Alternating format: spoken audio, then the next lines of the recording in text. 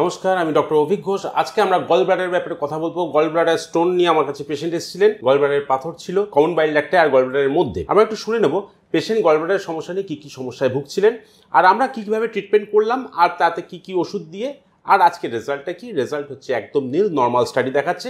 আমরা এই ব্যাপারে পরে আসছি। পেশেন্টের কাছ থেকে শুনে নিই পেশেন্ট কি কি কষ্টে ভুগছিলেন আর আজকে তিনি কেমন আছেন বলুন। আজকে আমি খুবই ভালো আছি। বিগত 3-4 মাস আগে তো প্রথমে বুঝতে পারিনি যে গল ব্লাডারে আমার স্টোন হয়েছে। প্রথমত খুব ব্যথা হচ্ছিল পেটে, একদিন পুরো কন্টিনিউয়াস খুব ব্যথা হয়েছে।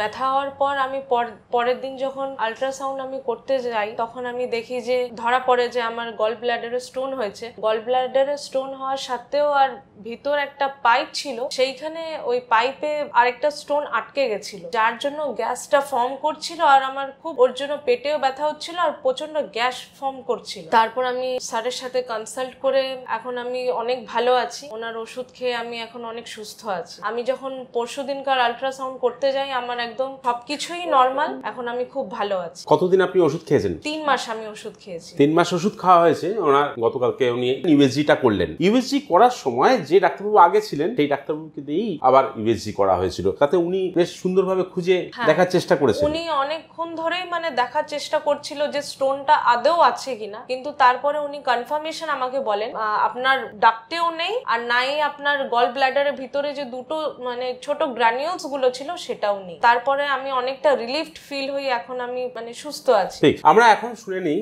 আগে উনি যখন ইউএসজিটা করেছিলেন 17/7/2023 সালে ইউএসজি করেছিলেন।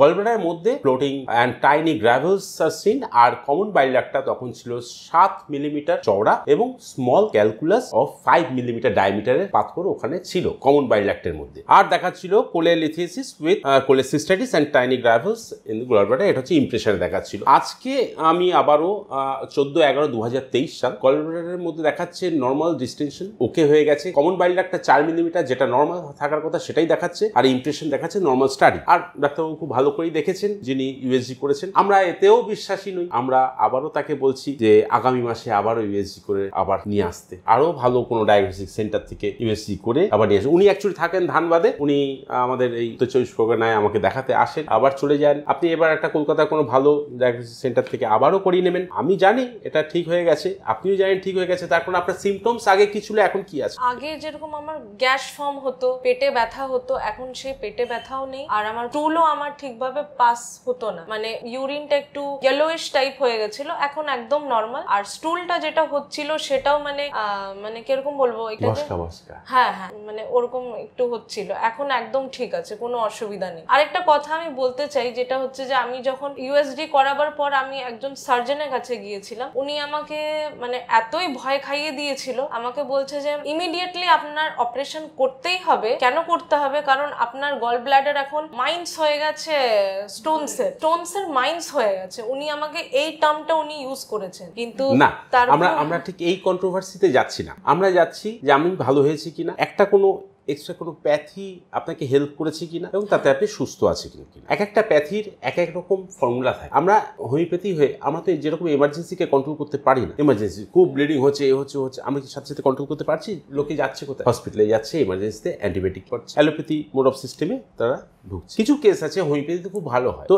আমরা এটা জানতাম না আজ পর্যন্ত যে গল ব্লাডার স্টোনের ওপরেও আমরা কাজ করছি বা হোমিওপ্যাথি কাজ করছে। কিছু ডাক্তারবাবু আছেন প্রথমেই গিভ আপ করে দিচ্ছেন হোমিওপ্যাথি, তাদের ভরসায়, এবং অ্যালোপ্যাথি ডাক্তার যারা তাদের সিস্টেমে বলছে যে গল ব্লাডারের মধ্যে পাথর কিভাবে আমরা বের করবো, তাদের কোনো ওষুধ হয়তো বা নেই, আমি বলতে পারবো না, আমি পড়ি। কিন্তু ম্যাক্সিমাম ডাক্তারবাবু বলছেন যে এটাকে অপারেশন করতে হবে। কিন্তু এটা তাদের মোড অফ সিস্টেমে, তাদের যেটা সত্যি কথা সেটা তিনি বলেছেন। আমাদের সিস্টেমে আমরা এটার উপর কাজ পাচ্ছি, ওষুধ রয়েছে, মেট্রিয়ামেডিকেতে লিখিত ওষুধ রয়েছে যে এটা গলব্লাডারের উপর কাজ করে, গলব্লাডার স্টোনের উপর কাজ করে। আমরা আমাদের লতে চলছি, এবং তাতে পেশেন্ট যাতে হ্যাম্পার না হয়, পেশেন্ট রিস্ক পেশেন্টকে না টাচ করে যারা স্টেবল পেশেন্ট তাদেরকে নিয়ে আমরা যদি একটু কাজ করতে পারি, তাহলে আপনার মতো পেশেন্ট সুস্থ হতে পারে। ঠিক আছে, আমরা কোনো কন্ট্রোভার্সিতে যাচ্ছি না। আমরা এই ওষুধ দিয়েছি, এই রেজাল্ট পেয়েছি। তো এখানে আমরা ওষুধ দিয়েছিলাম, ওনার কেস টেকিং করে আমি ক্যালকিরিয়া কার্ব 1M ওনাকে প্রেসক্রাইব করেছি। ক্যালকিরিয়া কার্ব 1M কয়েক মাস খাওয়ার পরে যে কটা ডোজ হয় সেভাবে আমরা ডোজিং করেছি, সেভাবে ডোজ করে ওনাকে খাওয়ানোর পরে পেশেন্ট আজকে রেজাল্ট দিচ্ছে ভালো। তাহলে ক্যালকেরিয়া কার্ভ গলব্লাডার স্টোনের ওপর কাজ করে, পেশেন্টকে সুস্থ করেছে। আমরা আবারও সামনের মাসে ওনাকে ডেকে নেব, আরেকবার ইউএসজি করতে দিচ্ছি, সেকেন্ড টাইম ইউএসজি করে সামনের মাসে ডেকে নিয়ে আবারও ফাইনালাইজ করবো এই জিনিসটা কি দাঁড়ালো। নমস্কার, ভালো থাকুন।